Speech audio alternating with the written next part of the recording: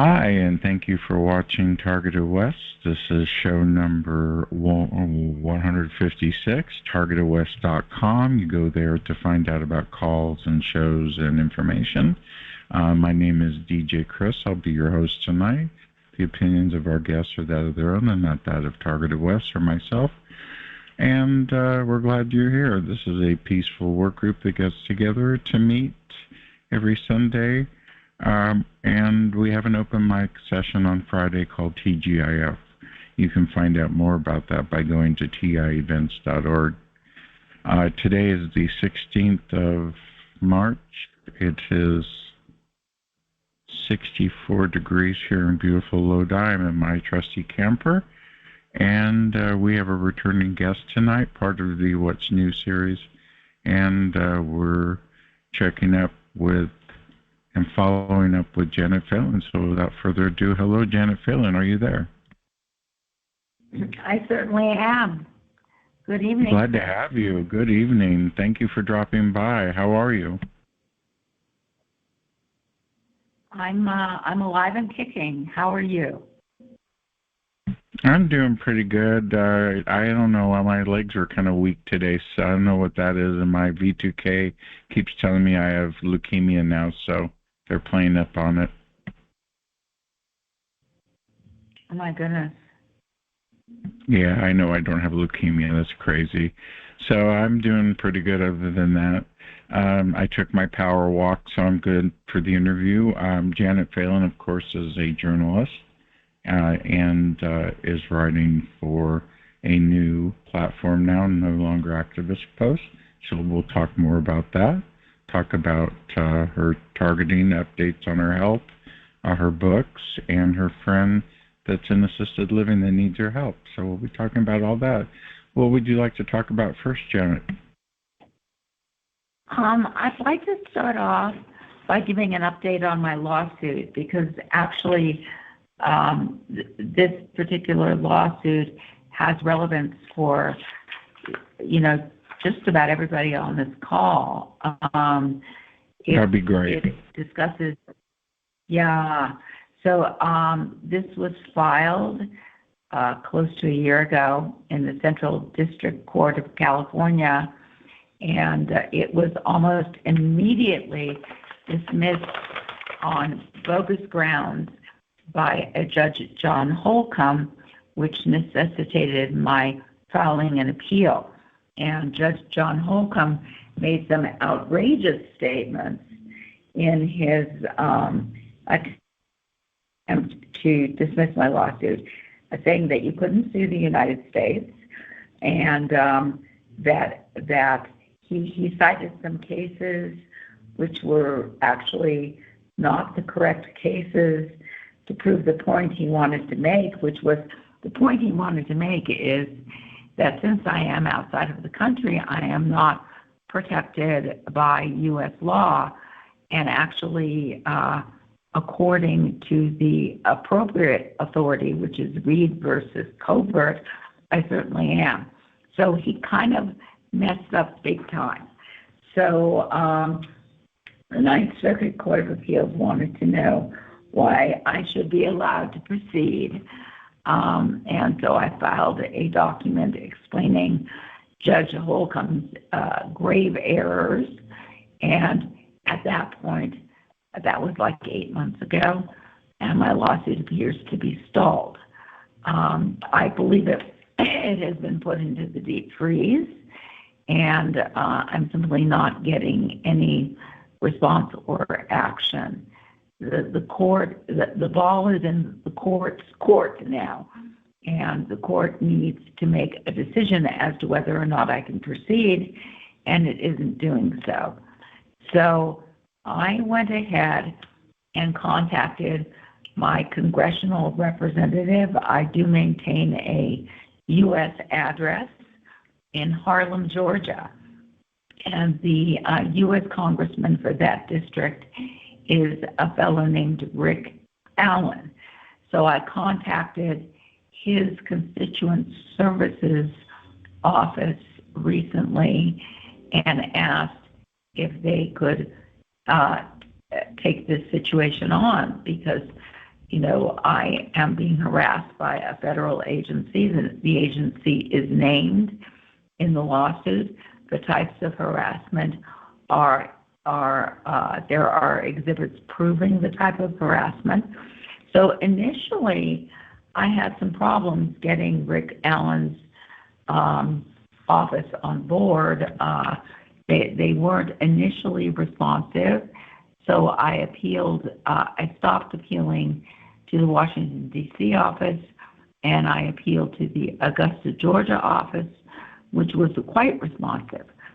So a fellow named Paul Lynch has responded and has offered to contact the relevant intelligence agency, which is being sued, and which I have a lot of evidence concerning this harassment. But something has happened to Paul Lynch, and in the last couple of weeks, he's not responding to me. So I don't know exactly what's going on. And I also have been trying to work the Mexican side of the situation. There's a human rights law firm in the city in which I live, which deals with, it has a reputation for dealing with torture issues. I'm being tortured. And I've met with the lawyer.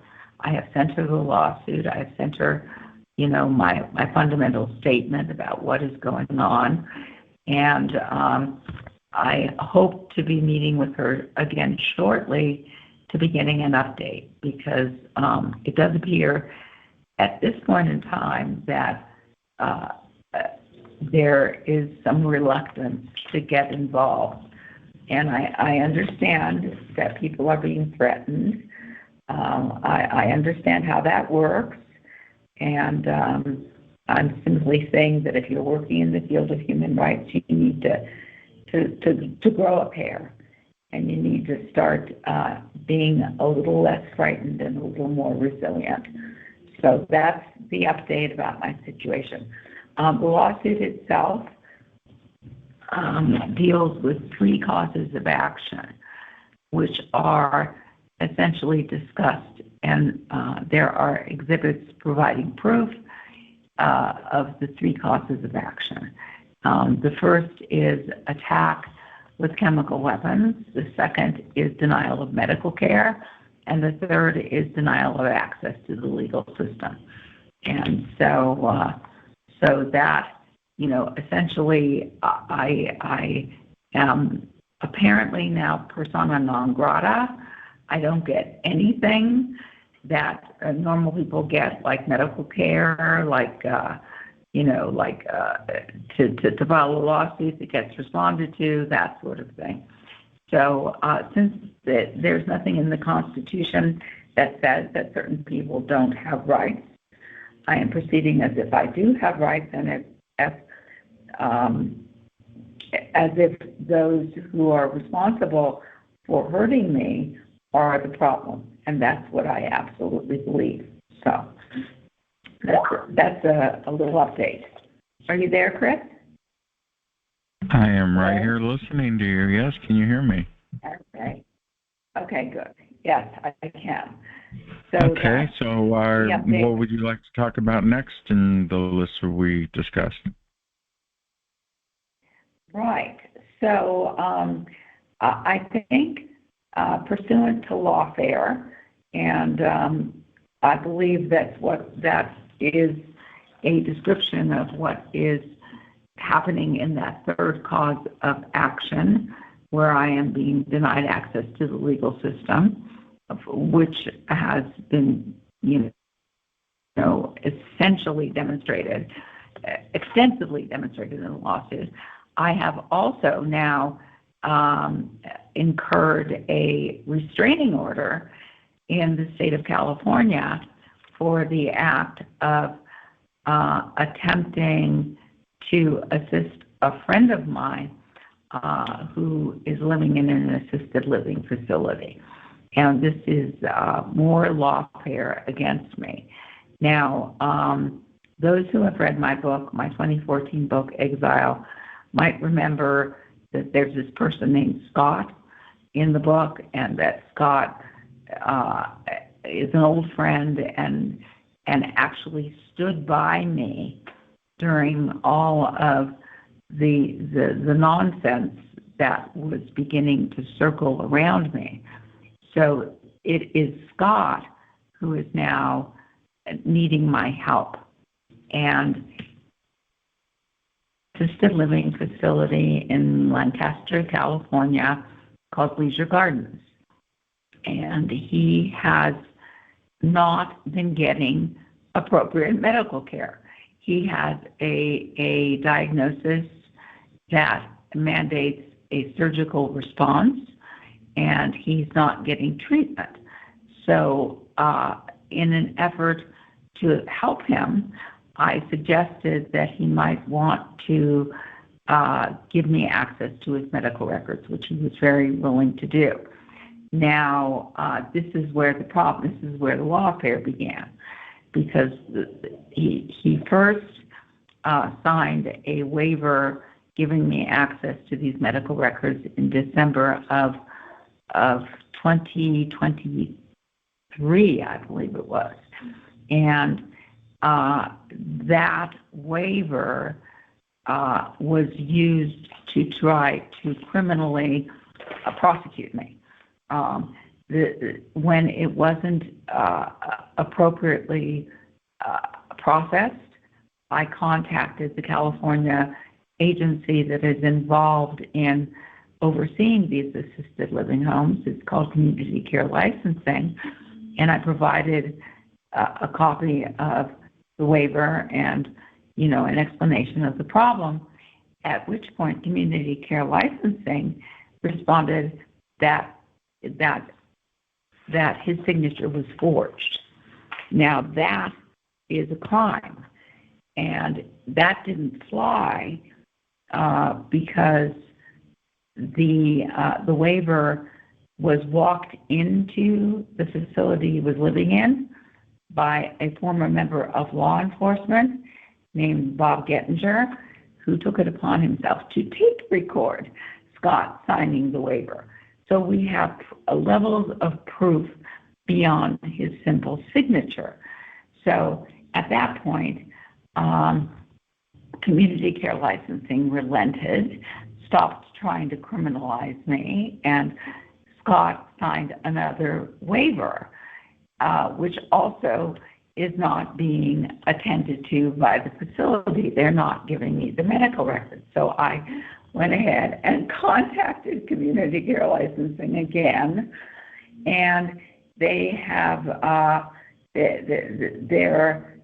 they unsubstantiated my complaint, which makes no sense whatsoever. So at that point, I transgressed, and I called the person who unsubstantiated my complaint. I called her a serial elder abuser, which she actually is, and I can prove it, at which point I got a restraining order against me. So I'm now... Just for that? That's wild. That's wild. Yeah, I got a restraining order against me for that. Also, I contacted her and asked her if she, because, generally speaking, if somebody is in an official capacity is breaking the law, like this investigator was breaking the law, they're generally, you can kind of surmise they might be on the take. So I asked her, and it was a request only, if she wouldn't mind opening up her bank records to me. And, according to the petition in support of the restraining order, she's so afraid of me now. She thinks I'm going to come up there to California and hurt her in her office. I have no history. I have no criminal history of threatening people or hurting people. But nevertheless, she got this restraining order. Now, it gets more interesting because I wasn't served. I wasn't legally served with the petition. The petition against me, this restraining order against me, was served on a vacant building in Chiapas, Mexico, which nobody is there. So I contacted the DOJ attorney. Her name is Nancy Droge, and explained to her that that this was served on a vacant building, but Nancy doesn't care. So that's lawfare. That's denial of due process number one. But number two, I was advised to file an answer, which was, shall I say, I got helped in constructing the answer, which explains rather clearly that I am a journalist and I didn't break any laws. I only asked, that this woman open up this serial elder abuser open up her bank records to me, which is a journalistic request, which is protected by the First Amendment. And that answer, which I got legal help constructing, was rejected by the CEO of the court.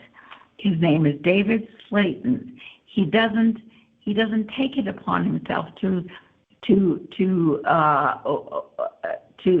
reject these notices, but it's got his John Henry on it and it's got his name on it.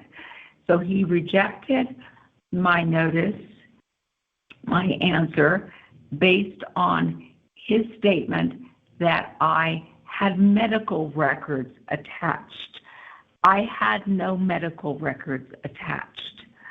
So, this is becoming like a circus. The petition isn't legally served on me. My answer to it is rejected for fraudulent reasons, but the court's good with that. So, that's status of my situation with Scott. I'm very worried about him. He's a very old and dear friend. I've known him over 40 years, and he has a medical problem that absolutely mandates surgery, and he's not getting help. And I'm simply trying to help an old and dear friend here. And this is the response from the state of California, is to restrain me from contacting this investigator who has committed elder abuse by unsubstantiating the complaint. Not to mention the fact that the same agency, not the same investigator, but the same agency had tried to criminalize my efforts to help him before by declaring that a non-forged waiver was actually forged. I mean, it's getting kind of stupid out there, Chris. I agree with you. You've been targeted almost all your life. You've had J. Edgar Hoover call your house down? No, that's true. That's not true. Everything started everything started around 2001 concerning what happened to my mother. So there was not prior incidents of this nature, but it's now becoming absolutely absurd the degree to which the legal system is trying to contort itself in order to disavow anything I might do or say. So I'm very much doing that. Do you think they have a secret network that they communicate with each other, all these attorney generals and such? Oh, I do. I don't think it's so secret. I think they definitely do communicate with each other. And I think that somebody ends up on a list, like deprive this person of their rights. We know how that works. Absolutely. And lo and behold, unfortunately, in this case, they've picked on the wrong girl. I'm a fighter, and so is my friend Scott. And all of this is extremely inappropriate. So we'll see what happens next. I'm actually going through the financial records of the judge that signed off on this atrocity. She's a court commissioner. Her name is Laura D. Cohen. And I am going through the available financial records as they appear on the county grantor grantee index, and I am very uncomfortable with her mortgage profile. And as you might know, Chris, one of my strongest contentions is that the judiciary has been largely compromised through a series of mechanisms. Right, like mortgages that get paid off and such. Yeah, exactly. And it looks like, the commissioner that signed off on my restraining order is also an extremely compromised individual. So it's becoming rather annoying because, one has a life, one simply wants to live that life in how one chooses.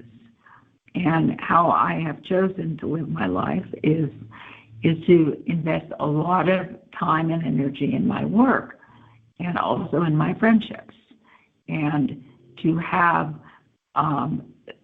government agents fraudulently attempting to implode both my work and also whatever friendships I have, attempting to help friends who are in trouble is really it's very unfortunate and not at all. Unfortunately, it's not at all unique. These efforts to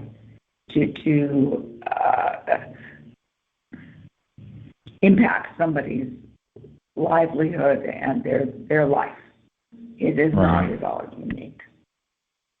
Yeah, that's part of the art of war, actually, and the Zersit song they do to us, and asset stripping and such. Yeah, I know. Yeah. Especially as a journalist, you put your name out there, and they don't like it. They don't like to be questioned at all. Well, there are a couple of possibilities of reasons why they are so eager that I not have Scott's medical records. And I discussed these reasons in a recent Zero Hedge article that I wrote about, these efforts through the California Department of Justice and the California Department of Social Services to impede, my ability to help him. And there are a couple of possibilities here, neither of which are very palatable. The simple issue here is that he's not getting the medical care that he needs. But there are other levels of possibility. For example, we do know that at least one of these home operators named Philip Isformis was tried and convicted on $1 billion in Medicare fraud because he was using his position as a home operator to fraudulently bill these entitlement programs for medical procedures that never took place. So there's the possibility that that this leisure gardens assisted living facility is also doing the same thing. I'm not claiming they are, but it's a possibility. And have you ever checked their Yelp ratings or their online ratings and seen what people's feedback is and trying to contact them too? I have made a request, a Public Records Act request to the California Department of Social Services for, Gotcha. and I do know, for example, that this community care licensing facility, this agency, has, shall we say, stepped in it in the past. They have attempted to protect homes, facilities that have actually participated in, unfortunately, in killing people. Most salient of that is what happened to Lester Moore, who was an elderly man living at a facility that was overseen by community care licensing, and that facility did not appropriately follow the doctor's orders in terms of dealing with Mr. Moore's constipation, and he died. He died because of that. And community care licensing attempted, first of all, to unsubstantiate all the complaints about him. So it was only because of the insistence and mobilization around this situation that they relented. So we know that community care licensing has attempted to protect facilities in the past, and I'm given this level of lawfare that has been levied against me, I can only say that they're doing it again. So incredible. Can we take a quick? Let's take a quick break for a message from our friends at Cyber Shield. We'll be right back in just a second to talk more with Janet Phelan. Right back. Do you have a box of worthless shielding material that doesn't work? Have you paid professionals only to come out on the short end of the stick? Well, your life is about to change. Visit cybershieldinfo.com to crack the code on a shielding device that actually works. The Cyber Shield is a computer that fights the perps with a dose of crack code. Would you like to have an in-person demonstration of the Cyber Shield? Come to the San Francisco Bay Area and Silicon Valley for a free demo. Get your Cyber Shield at cybershieldinfo.com. That's cybershieldinfo.com and change your life. That's cybershieldinfo.com. We're with Janet Phelan, and we're discussing lawfare when it comes to senior care and the abuse in senior facilities and assisted living. Janet, are you there? Let's continue. Yes. Actually, I want to make a point here that I think is very important to make, which is that I think the elderly in our society are being systematically given short shrift. And I think that is evident not only through the actions of agencies like community care licensing, it's also evident through the adult guardianship programs, and it's evident through the aid in dying programs.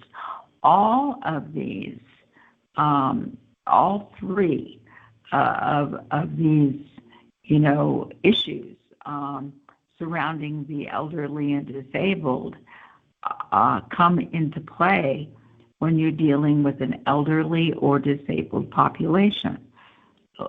they can either be living in assisted living facilities like that overseen by the community care licensing, or they can possibly be in adult guardianship, in which case they have been stripped of their rights. And holy cow, what's happening to these people? It's an entirely, it's a very bad situation. Absolutely sad. It's sad the way we treat seniors, and people just throw people away in the nursing home and walk away. It's a terrible world we live in. And then you trust these people to help your friends and your loved ones, and they don't. It's all about money. Yeah. Well, I think it is about money, and I think it's about something else as well. I think it's about eugenics. And I think that elderly people, they're beyond, generally speaking, they are beyond their useful years, useful time, right? Useful, yes. And yeah, that's a maid. They're talking about maid. They're talking about maid openly, which is medical assisted and assistance in dying. Talking about maid openly now, right. And it's legal in some states. Right. It's incredible the way they're pushing it. Right, it is incredible. Some countries. And I know personally. My father and my stepmother both wanted me to contact Kevorkian when they're sick. So I know people would want to do that if they were given that option, which they shouldn't be given an option like that. Well, now they have systematized the option, and it becomes acceptable because it is government endorsed. And this creates an entire a sea change in the way that we, in our morality and in our culture. We are not supposed to be in a culture which kills off people when they become older and more frail. But lo and behold, we are becoming that, and it is being endorsed through these government measures, and it becomes part of the culture. And I think it's another. I think it's it's different than voice to skull or electronic targeting, but it's targeting based on a demographic. It is, yes. Yes, I agree. Mm-hmm. It is a form of targeting. Yeah. Yeah. So you mentioned earlier that you're no longer writing with activist posts. You're now with Zero Hedge. Is that correct? Correct. As Great. of January 7th. If we look you up there, we just type Janet Phelan, you'll pop up, I hope. I think so. Yeah. Yeah, you will. Yeah, I know you will. They have it pretty laid out. Yeah. Yeah, I'm getting a good size audience at Zero Hedge, and I'm very, obviously their raison d'etre is a little different than activist posts. They are mostly, I think, focused on economic, financial issues, but they certainly do a lot of political reporting there. So I'm very comfortable with writing for them, and I'm sorry I had to change, but things. Activist Post went under new ownership at the beginning of the year, and it became clear almost instantaneously that we weren't in Kansas anymore. So with the hats off to 14 years of writing for Activist Post, and certainly with hats off to their former editor, Michael Edwards, I did leave. So. Okay, very good. I'm glad you're on Zero Hedge now, or people will be looking for you there. Anything else you'd like to discuss? We still have more time for the book club, which is your book. So we can talk about all that, too, if you'd like. Janet Phelan has 2 books available, actually. Right, I do. One was, the most recent one was on the pandemic, and that was published in 2021 by Trine Day, and is called At the Breaking Point of History. The prior book was self-published in 2014, and is available only at thebookpatch.com, and it is titled Exile. And it goes into the situation that enveloped my mother in the early 2000s, and why that situation was so significant and resulted in my being, deprived of normal rights, which is what has happened now. Chris, I was watching a movie recently. Sometimes in the evenings, I watch old movies on YouTube, and there was a 6-part series called Spy Ship that was it was a fictional series, and it came out I believe in England in 1983, and it resonated enormously with me because in that series there was a murder, a series of murders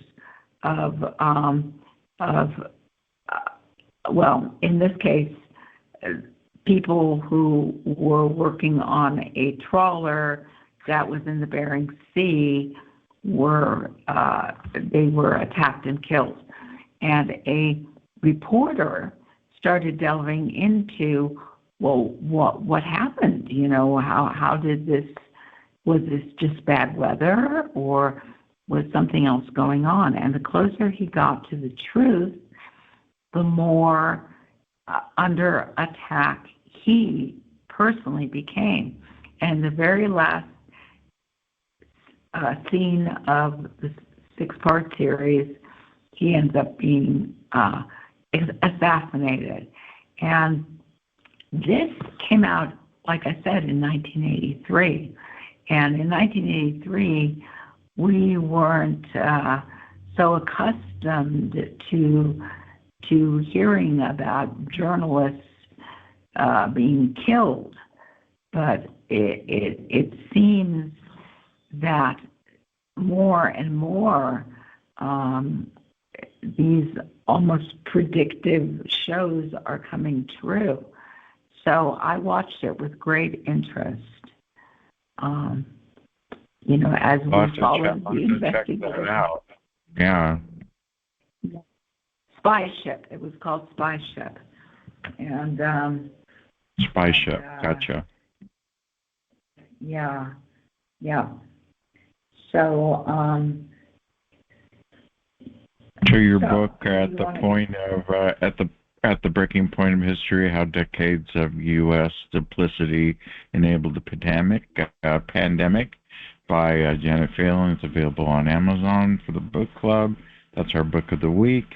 Also in the chat room, we put out the link for the book Exile, Janet, so people will be able to buy it.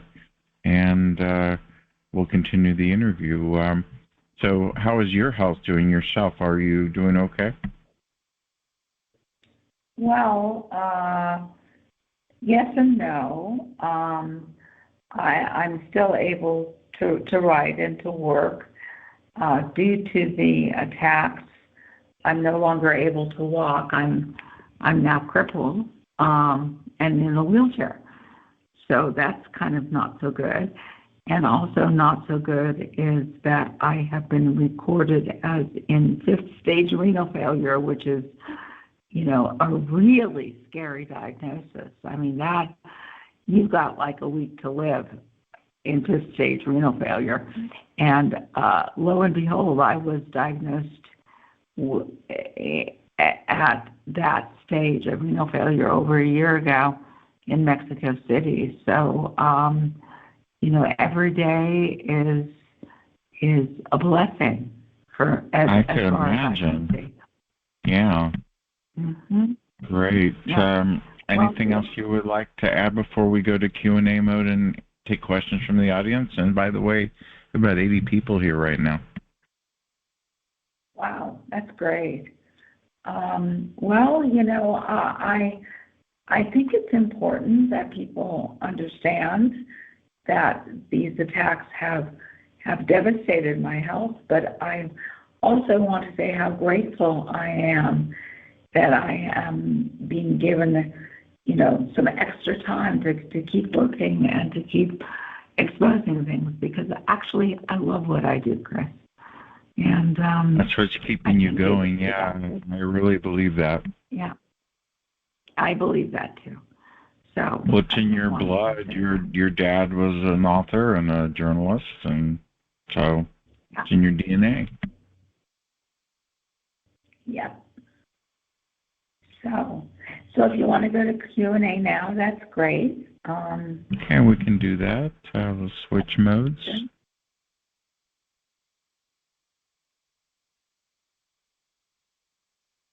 Okay, we're in Q&A mode now, and I see Jax is with us and Deb K. Does anybody have a question for Janet Phelan, our guest tonight, author Janet Phelan and journalist at Zero Hedge? Check her out and ask her questions now. Come on in.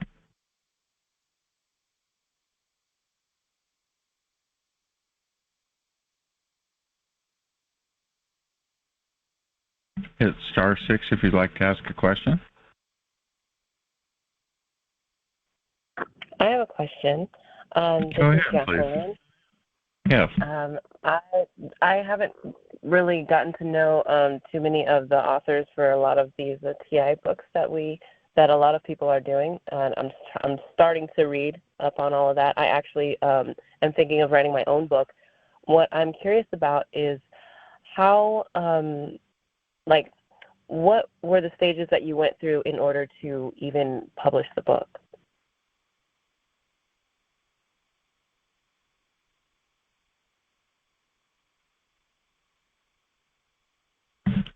I think let's check and make sure Janet didn't get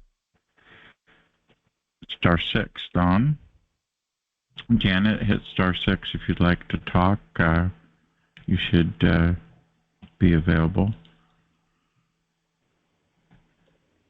Okay. Yeah. Thank you, Chris. Which book are you talking about? Because the 2014 book was self-published, and the more recent book on the pandemic was published by a more traditional publishing company. So which these are entire. The self-written one. I'm referring to that one. I apologize. The self-written one. Yeah. So I approached some more traditional publishers when the book was finished, and I got a smattering of rejection letters, which I thought I could possibly use as promotional material, because people were saying things like, "Oh, this is great, I couldn't put it down, but the lawyers are telling us not to publish it," right? So I just said the heck with it, and I self-published. So if you go to thebookpatch.com, you can upload your book and self-publish it. I believe there are other venues to do a similar kind of thing, but I'm not as familiar with the other venues. I use Lulu. I use Lulu.com, and then they send it to everybody in the industry. Apple Books, Barnes and Noble, Goodreads, all that. Excellent. And if you decide to write Jacqueline, if you decide to write a book, I'll put it in the book club for you. Please join the book club if you have a chance to join. That would be great. We'll give you the link if you'd like it. Okay, thank you. Okay, well, since we're talking about books, we'll make this official and play our little commercial for our book club and go from there. It's time for the TI Book Club, where every book opens a door to new worlds and shared journeys. Here, we uncover hidden gems, specially selected for TIs, and always within your reach. Be part of a community that reads together, grows together, and sees the world through the same lens. Don't just listen to stories, live them with us. Join now at bookclubs.com/TI-bookclub/join, and let's turn the pages of adventure together. Well, thank you, Mr. Announcer. That is Jacqueline. It's bookclubs.com/TI-bookclub/join. Join the club. We would love to have your book on there when you're done. And if you need advice on book writing, I'm available. I've got a couple books a few books and a couple coloring books right now. The new coloring books can be out soon, so. Okay, thank you. Yeah, I think it's really... Sorry, yeah, I was just saying that I spoke with... Okay. Sorry, go ahead. Go ahead, Jacqueline. Oh, I was just going to say that I spoke with 2 ghostwriters, and basically because, especially for funding, since that's one of my dilemmas, a lot of them were like, you're not even going to pay us to do it because I was too intelligent. They were like, you're going to do it yourself, because I had already talked to them about different ways that I wanted to approach it. So that was the only advice that they gave me. So it's kind of not very helpful because I feel like the structure of the book, like chapter per chapter, is what I'm going to have difficulty generating. Mm-hmm. I did books, and they came out just fine. You can self-publish and do just fine. Just use DocX and go from there. If you need help, let me know. Save you money. Okay, thank you. You're welcome. Any next questions for Janet Phelan? Come on in.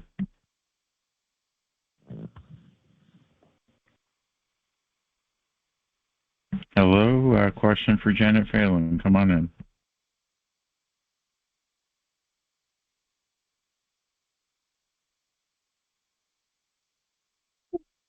Okay. I have a question. The information that you just broadcasted, is there any way that you could put that in the chat?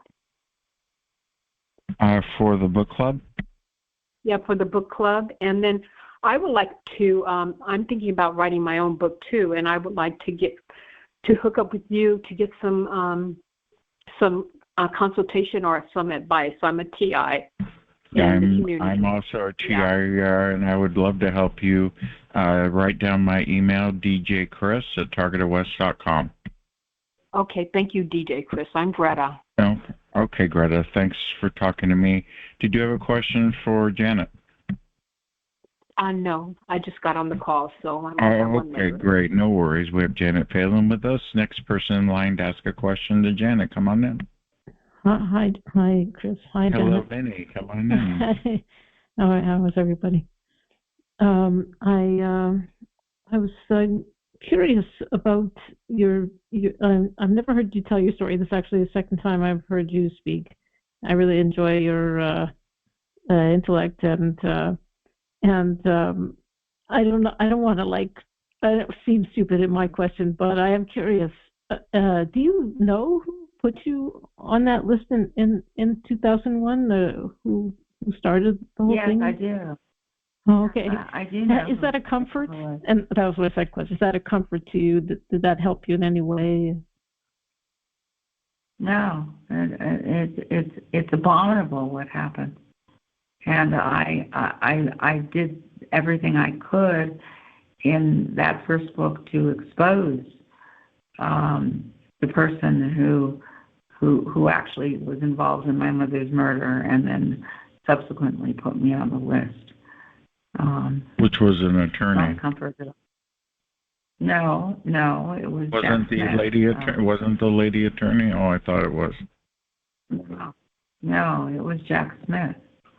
Jack Smith was the federal agent, Honeypot, who was in charge of my mother's murder. So. Okay. Yeah. Next question for Janet. Come on in.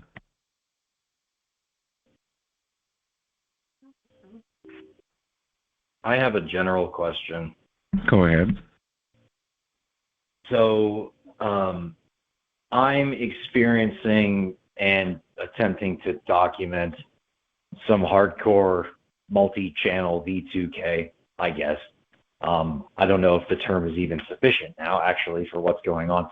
But anyway, since this is the theme of the call that you run, have you come across a recording of what V2K sounds like, or what auditory hallucinations induced by this family of technologies sounds like? I have not. I have had V2K, or I call it synthetic telepathy. I wrote a book about synthetic telepathy too. It's on Amazon, called My Synthetic Telepathy. And trust me, it cannot be recorded, although Amy Holm has exhibited one recording where she claims you can pick it up in the atmosphere around you if you record yourself and give her the recording and play it back. So that's all I've heard. Okay. Well, I meant more like a subjective recording. I'm trying to make one, but I'm also trying to save myself time and make sure that it doesn't exist. So all the internal channels, all the stuff it does with sounds in your environment, trying to reproduce that. But whenever I do it, it's very hard to think all of a sudden. I wonder why. And it's very hard to work all of a sudden. So anyway, what was her name again, sir? Janet Phelan is the person we're talking to tonight. Amy Holm. Amy Holm is the person we were talking about. Okay. All right. I Thank appreciate you. that. No problem. We are a V2K call, so this is the place to be. The original 3 years running. Next question for Janet Phelan. Come on in.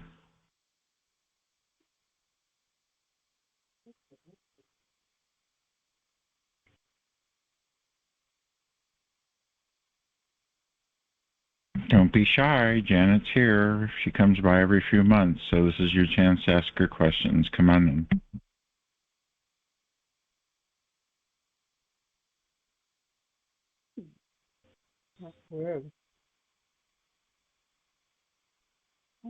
Well, I guess.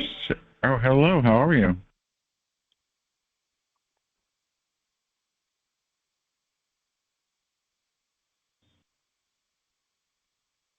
Well, I guess that concludes our question and answer session, our book club session. The book club this week, of course, has Janet's book available if you go there. And Exile is available too. I'll put that in the notes.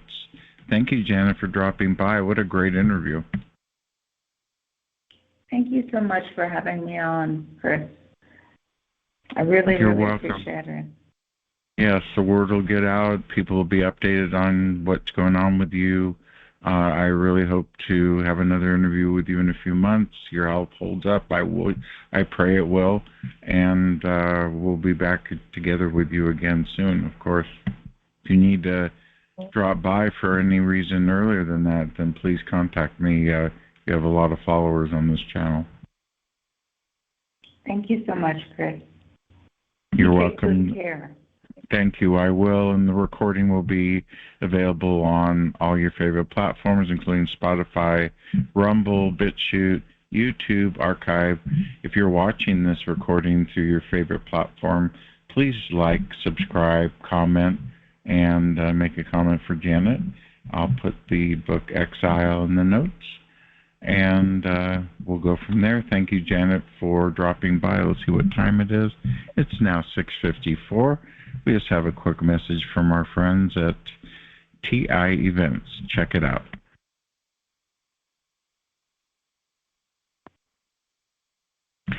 And that's where you go when you go to find a call, like I do. I do that all during the week. I use TI Events constantly. Check it out. Welcome to TIEvents.org, your official insider for the targeted individual community. As the go-to source for all TI events, we're here to keep you in the loop with the latest and greatest happenings. Discover daily conference calls, meetups, and exclusive events across the USA, all at your fingertips. Plus, planning a TI event? Advertise with us for free and connect directly with the TI community. TIevents.org is not just a website. It's your gateway to a world of information, connection, and empowerment for TIs everywhere. TIevents.org, your official insider. Dive in and discover today. Yes, that's TIevents.org. Check it out. I know the person, the founder. She is a targeted individual like us. Thank you for coming by. Does anybody have any comments on the recording before we shut down and go to open mic mode? Come on in. And if not, we have the coloring book going on. The coloring club is active. The new coloring book for the book club's coming out in a couple weeks. It's called Animal World, and I hope you get a copy. The proceeds help the animal rescue I run for the cats here in beautiful Lodi, because people dump their cats off and apparently don't take them with them, and then they don't get them fixed, and then I got 5 cats and 10 cats, and it just keeps going, so it really helps. My name is DJ Chris. Let's see what else. If you need to contact me, I'm at djchris@targetedwest.com. My website is targetedwest.com, respectively. You can go to the book club there. You can find out about my recordings on different platforms. I'm a journalist for the last 3 years, and you can check my credentials there if you'd like. What else? We have an RSS feed, so we're on World News. And we're now on Rumble, as I said. Spotify's going well. I had someone on Rumble tell me they heard my call on there, so that's good. I've had people tell me they've seen me on BitChute, so I really appreciate the feedback that you guys give me. Remember, we're coming up to our 3rd year, and we will be going strong through 2025. I just paid the domain name and all the fees associated with the website. So we're good for this year, and we just go from there, where we're going up, up, up, up. Look at that beautiful work that Deb K is doing with a camper at the beach. Isn't that cute? That is my work. That is my coloring book that I have out now, which is called Beach Day. And we've got Jack's coloring too. If you'd like to color, you can contact me. I'll give you the link. Or you just go to lulu.com and type in DJ Chris and Animal World or Beach Day and the adult coloring book, and it'll come right up. Anyway, let's see, 58. We've got 2 more minutes left. Thank you, everybody. We had a huge crowd tonight, incredible crowd. We've had up to 80 people tonight. I'm sure the numbers will be great. I'm glad you decided to pick Targeted West for your choice tonight. You have many choices in making. You chose us, and we appreciate it. Thank you very much.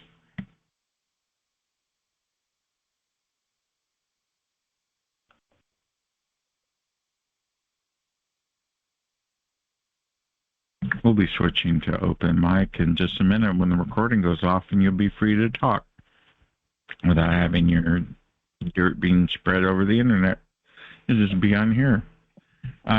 Let's see, we got 2 more minutes left. The chat room is going really well.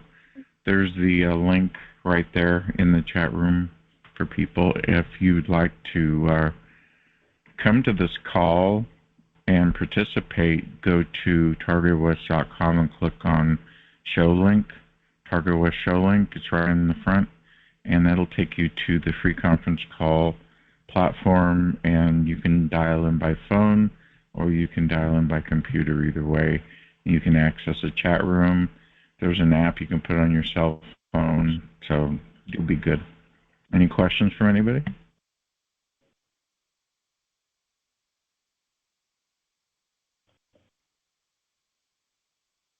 Okay, this concludes the recording. Thank you for watching on your favorite platform, and we'll see you next week. Thank you.